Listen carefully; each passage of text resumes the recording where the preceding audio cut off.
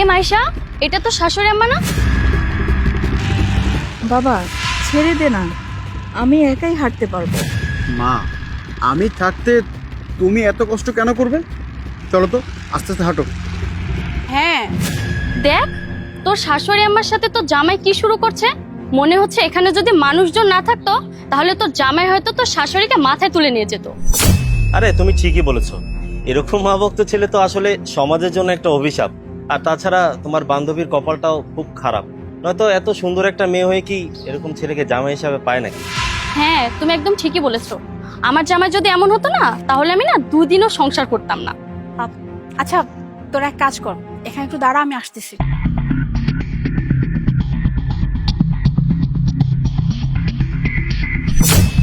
আবির, তুমি এখানে?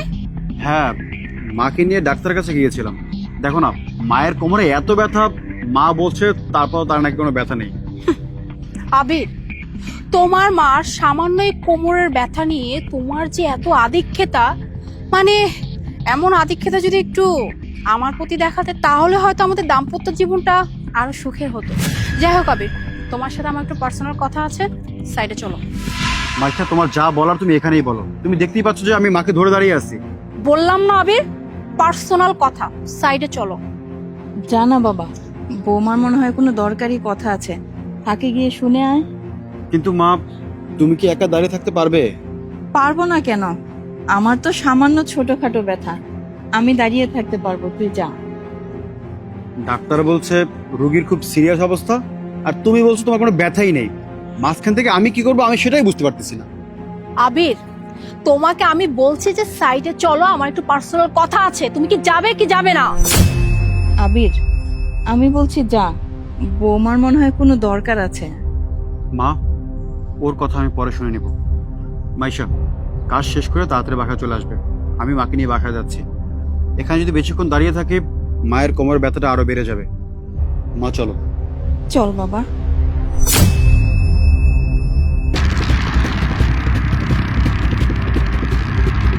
কিরে মাইশা, তোর জামাই তোকে এতটা রেসপন্স করে, কই আমাদের তো আগে বলিসনি? তুই এতবার করে সাইডে ডাকলি, তোর জামাই একবারও আসলো না? আরে কেন আসনি বুঝো নাই? ও তো একটা মা ভক্ত ছেলে। ওর মা যদি বলে যে তুই এখানে দাঁড়া থাক, ও দাঁড়ায় থাকবে। আর ওর মা যদি বলে তুই এখানে বসে থাক, ও সেটাই করবে। আর এমন একটা ছেলেকে যে একবার জীবনে পেয়েছে, তার জীবনটা পুরো ছারখার হয়ে গেছে। আমার জীবনটা না আমি কোনোভাবে তছনছ হতে দিব না। হয় ওই বাড়িতে আমি থাকবো, নয় ওর মাকে নিয়ে ও থাকবে। দুঃখ পেয়েছে বেচারি। ও মা, কি যে ব্যথা কোমরে, ও সহ্য করতে পারতেছি না। আল্লাহ, ও এত ব্যথা, আমি আর সহ্য করতে পারতেছি না।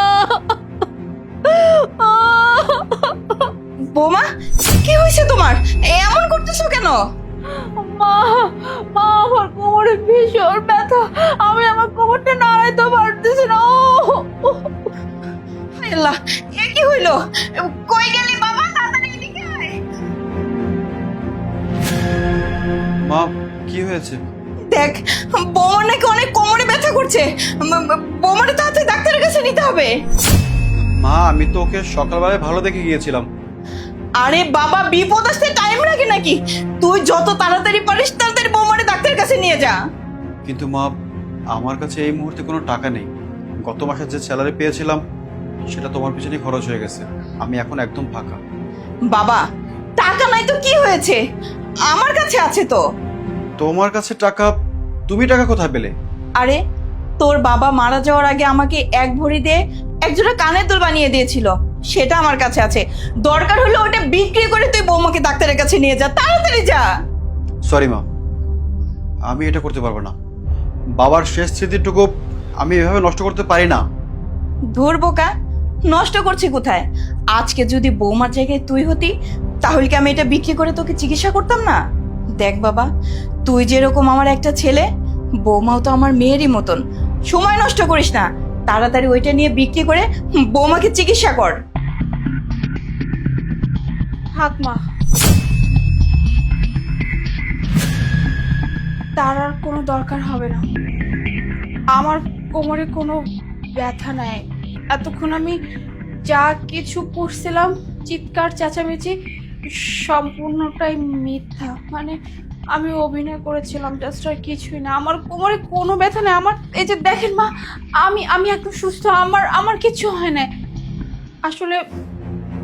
মা, আমি এতদিন ভাবতাম যে আপনার এই ছেলে মা ভক্ত, মানে মা ছাড়া কিচ্ছু বোঝে না, সবসময় মা মা করে।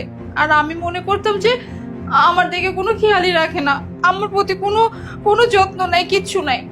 তাই আমি আজকে এই নাটকটা করেছিলাম যে আসলে দেখবো যে ও আসলেই কার প্রতি ও বেশি ভালোবাসা দেখায়। কিন্তু মা বিশ্বাস করেন, আমি না পুরো অবাক হয়ে গেলাম আপনাদেরকে দেখে। মানে আপনার এই ছেলে শুধু মা ভক্ত না, নিজের মাকে যেভাবে ভালোবাসে ওর নিজের স্ত্রীকেও তেমনই ভালোবাসে। আর মা, আমি আসলে এতদিন অনেক ভুল ভাবতাম আপনাকে। আমি মনে করতাম যে আপনার জন্য হয়তো বা আপনার ছেলে আমার থেকে দূরে দূরে আছে, কিন্তু আমি ভুল ছিলাম মা। আমি আজকে বুঝে গেছি যে আপনার ছেলে না, আপনিও আমাকে অনেক ভালোবাসেন, একদম মেয়ের মতো করে ভালোবাসেন। মা, আমি ভুল করে ফেলছি মা, আমাকে মাফ করে দিন। বৌমা, আমার কাছে তোমার মাপ চাইতে হবে না। আজকে যে তুমি তোমার নিজের ভুলটা বুঝতে পেরেছো, এটাই আমার জন্য অনেক কিছু। মা, আজ আমার কাছে অনেক ভালো লাগছে, কিন্তু তোমাদের এই বউ শাশুড়ির ভালোবাসা দেখে আমার পেটে খুব ক্ষুধা লেগেছে। আসো না, কিছু খেতে দিবে? আসো বৌমা, সবাই মিলে খাইতে বসি। চলো।